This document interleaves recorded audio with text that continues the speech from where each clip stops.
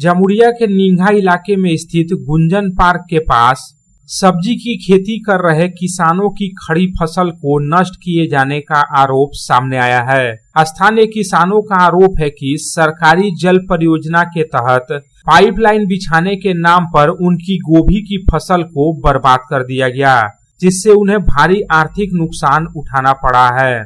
इस संबंध में एक महिला किसान ने बताया कि उन्होंने और उनके परिवार ने बड़ी मेहनत से गोभी की खेती की थी, लेकिन अधिकारियों या संबंधित लोगों ने किसी प्रकार की पूर्व सूचना दिए बिना ही फसल को नष्ट करवा दिया। महिला ने कहा कि वे अपने बेटे के साथ मिलकर किसी तरह खेती कर अपना घर चलाती हैं, लेकिन पाइपलाइन बिछाने के नाम पर खेतों में लगी उनकी गोभी की फसल को नष्ट कर दिया गया। हम लोग का खेत के ही कर दिया, गोभी भी नष्ट कर दिया। सरकारी जमीन हम लोग से खजाना ले रहा है, बस्ती मारपीट करता है, लड़का को मारता है, पीटता है, धमकाता है। हम लोग आज से नहीं 70 साल से यहाँ पर है।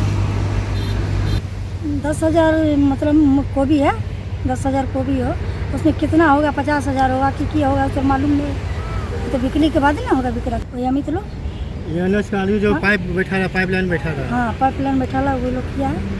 किसानों का कहना है कि खेती ही उनकी आजीविका का एकमात्र स्रोत है, इसलिए उन्होंने प्रशासन से इस मामले की जांच करने और उनकी फसल को नष्ट करने वाले लोगों के खिलाफ कार्रवाई की मांग की है। इतना ही नहीं, फसल को नष्ट किए जाने को लेकर उन्होंने क्षतिपूर्ति की भी मांग की। चाह रहे हैं कि हम लोग जो पैसा बाद में लिया न जाए, हम लोग को जो सरकारी जमीन करते हैं खेतबाड़ी करेंगे, दूसरा सरकारी जमीन काम लेकर उस अपना लेते जाएंगे।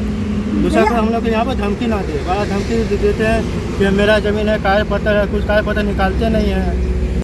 वहीं दूसरी तरफ सूत्रों का कहना है कि सरकारी पेयजल परियोजना के लिए पाइपलाइन बिछाने हेतु काफी पहले ही किसानों को सूचना दे दी गई थी। इसके बावजूद भी वे उस जमीन पर खेती कर रहे थे।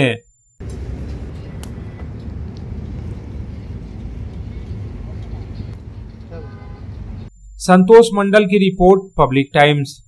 I am Dr. Radha Krishna. I am a gastroenterologist and a liver specialist.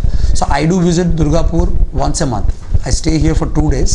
So we do different types of procedures pertaining to gastroenterology and liver. So we have a range of evaluations that we do here. We do the routine endoscopy, colonoscopy. Starting from there, we have advanced technologies like nasal endoscopy, liver fibroscan, capsule endoscopy.